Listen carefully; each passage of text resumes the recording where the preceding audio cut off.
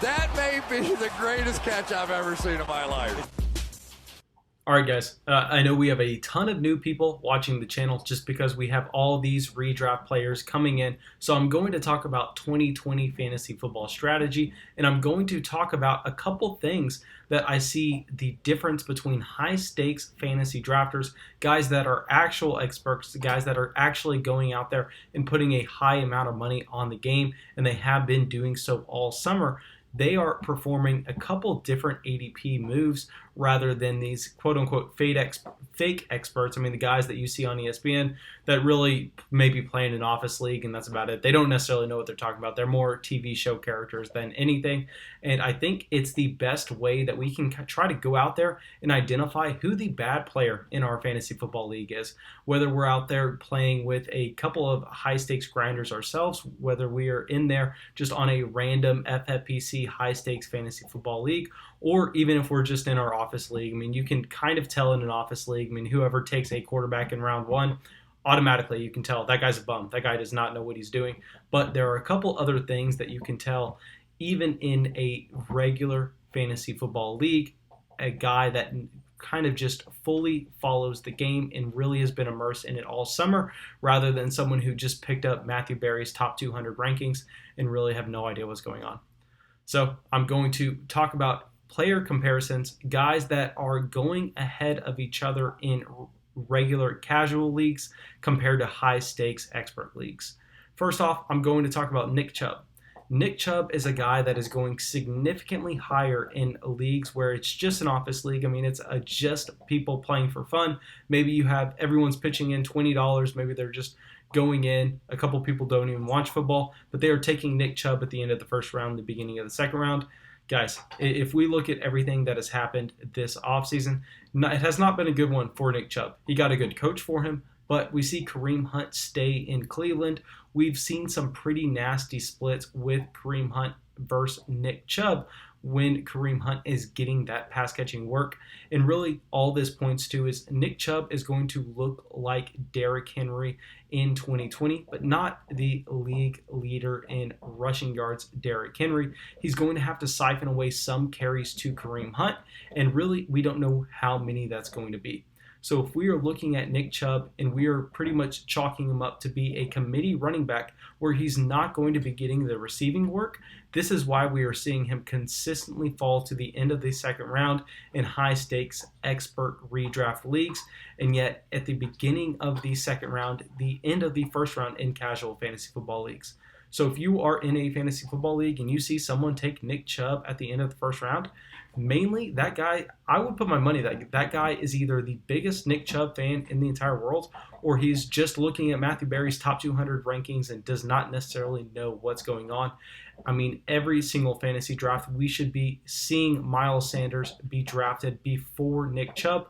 Milo Sanders is a guy that has the pass-catching role in Philadelphia. He has the athleticism. He has the size. He's playing behind a better offensive line, at least a better offensive line in 2019. The Cleveland Browns did improve their offensive line going into 2020, but overall, he's in a better situation, and arguably he's the same talented as a running back.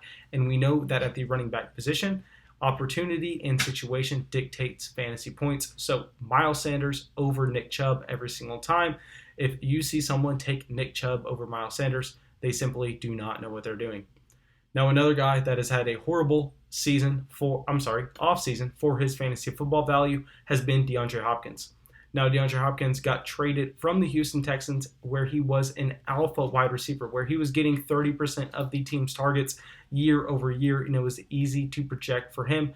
Yet he goes to a team with Cliff Kingsbury and Kyler Murray.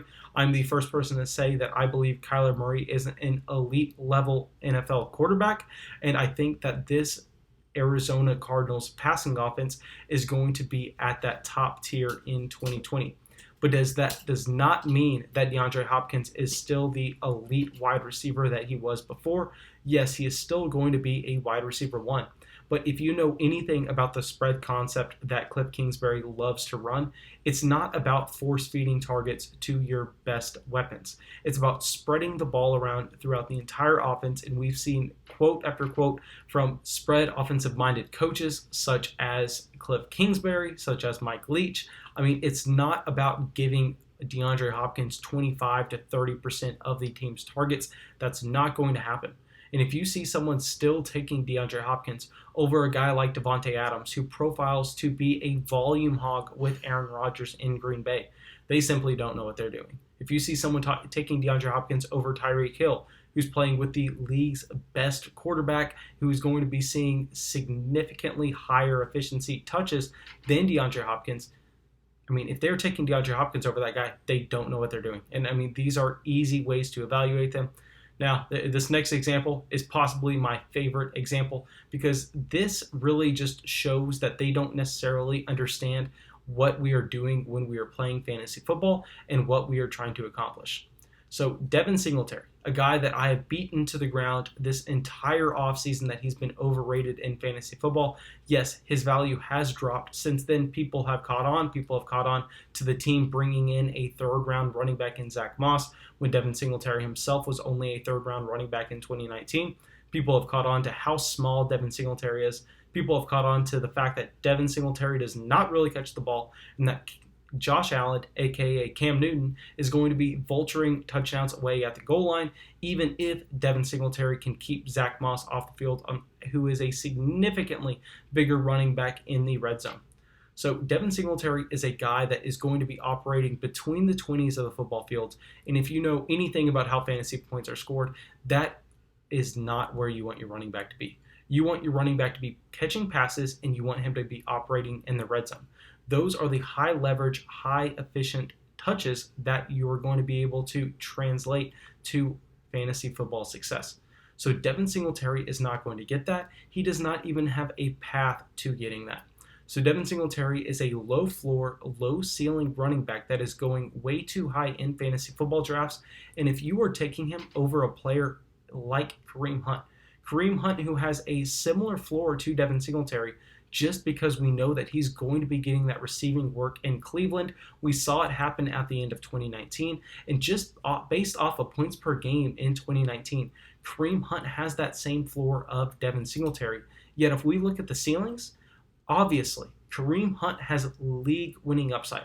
If Nick Chubb tore his ACL tomorrow, where would Kareem Hunt be going in fantasy football drafts? He would be in the tier with Clyde Edwards-Helaire, with Dalvin Cook. He would be right there. And if we are going out there and drafting Devin Singletary, where you can see him going there in casual fantasy football office leagues, I mean, it's kind of funny that people are still willing to get on the train and take Devin Singletary over a guy that has a similar floor and just a ceiling that is unmatched in Kareem Hunt. Be the shark that's going out there and taking in the risk, trying to win your league. Only 1 out of 12 people are going to win your fantasy football league. You are not going to be that one person by drafting Devin Singletary. Now, the last example I'm going to bring up kind of breaks my heart, but you cannot be drafting Odell Beckham Jr. ahead of Kenny Gallaudet or Allen Robinson. So Odell, I truly believed that he was a top 3 wide receiver talent in the league.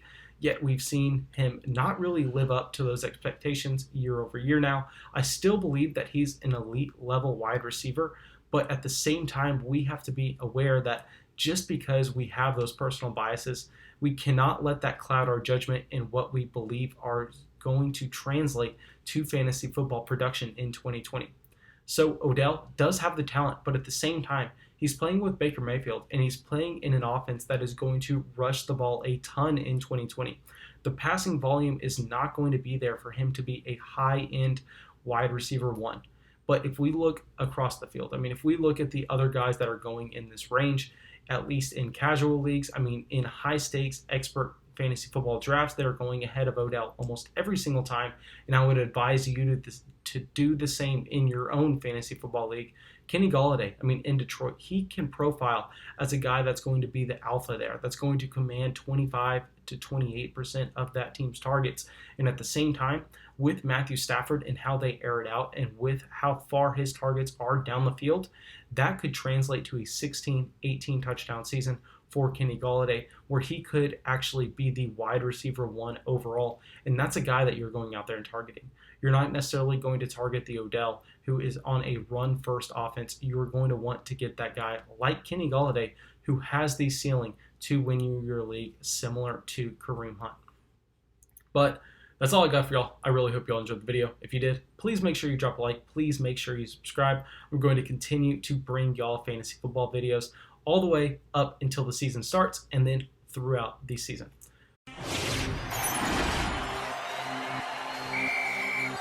That may be the greatest catch I've ever seen in my life.